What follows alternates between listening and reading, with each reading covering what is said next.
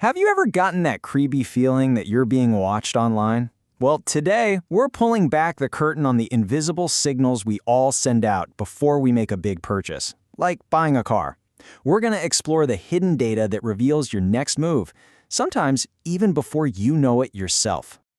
It really is a modern marketing mystery, and it affects every single one of us. You know how it goes? You browse a few websites, and then bam! Suddenly, your entire online world is filled with car ads. Maybe you even get phone calls from dealerships. How on earth do they know? Let's dive in and figure out what's going on behind the scenes. At the heart of all this is a problem that cuts both ways. For us, the consumer, it's just pure annoyance, right? You fill out one little form on a car comparison site, and your phone completely blows up. But for businesses, it's just as frustrating. They're paying good money for your info, only to find out they're the fifth dealership to call you. The whole system is kind of broken for everyone. So, let's really get into why this old way of getting sales leads online is so inefficient. It really is a system built on chasing, digital ghosts and just recycling the same old information.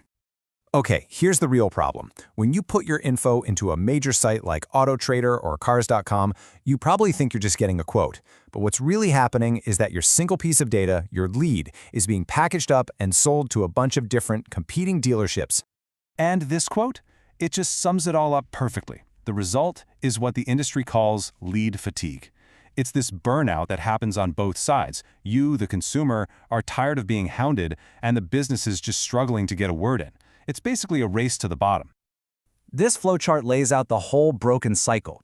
It all starts with you, the shopper, filling out one form. Then, your data is immediately sold off. After that, a frantic race to call you begins. And the inevitable result? That mutual frustration we just talked about, lead fatigue. The key thing to notice here is that the whole process is reactive, not proactive. Now, from the business's point of view, this is a huge waste of time and money. Sales teams are, like the quote says, wasting time dialing ghosts. They're calling people who aren't serious, folks who already bought a car from the very first person who called them, or even people whose contact info wasn't even real to begin with. But what if you could change the game completely? This is where new technology is flipping this whole model on its head. It's all about spotting the real buyer before that race to the phone can even start. And that brings us to the key concept here, buyer intent signals.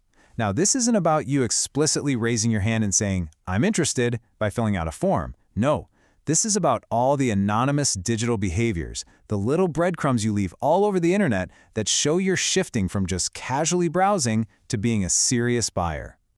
And it's so important to understand that this is a giant leap forward from those simple ads that just follow you around after you visit one website. That's old school stuff, based on cookies. This new method is way more sophisticated. It's about identifying a real person based on a whole pattern of behavior across lots of different websites. Okay, so what does this actually look like in the real world? Let's break down the specific signals of someone who's really in decision-making mode. What are these digital breadcrumbs we're talking about? These right here are the anonymous signals of a serious buyer. You're not just kicking tires anymore. You're comparing financing rates. You're researching specific models. You're looking up your trade-in value. Maybe you're even scrolling through dealership websites late at night. Each of these actions is a small signal, and the key is that none of them involve filling out a form. But when you put them all together, they paint an incredibly clear picture of your intent. And here's where the magic happens. A pretty sophisticated AI takes all those anonymous behaviors and cross-references them with enormous data sets to connect them to a real, actual person. This is how it goes from just someone researching Toyotas to a specific person with a name, a phone number, an email. It's what they call creating an enriched identity. So, you see, the real power here isn't just knowing who is in the market to buy a car. The real power is knowing it first. It's all about getting a massive head start on everyone else. I love the way this slide puts it. An always-on buyer signal radar. That's such a great way to think about it. It's not some list a business gets once a week. It's a constant, real-time radar, always scanning the digital world for signals that a buyer is emerging right in their area. This chart just visualizes that advantage perfectly. Instead of being the fifth call a customer gets when they're already tired of talking to people, you can be the very first. You're not reacting to a lead form they filled out hours ago.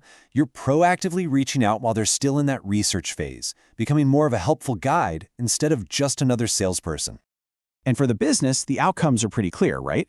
You spend less money to find the right customer, You end up setting more appointments because you're reaching out at the absolute perfect time, and most importantly, you beat your competitors to the punch.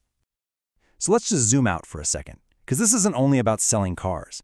This kind of technology points to a much bigger shift in how marketing and our own consumer behavior are going to interact in the very near future. Here's the most important takeaway. The entire strategy is shifting. The new finish line isn't about getting someone to fill out your form. It's about getting to them before they even think about filling out a form for anyone, anywhere.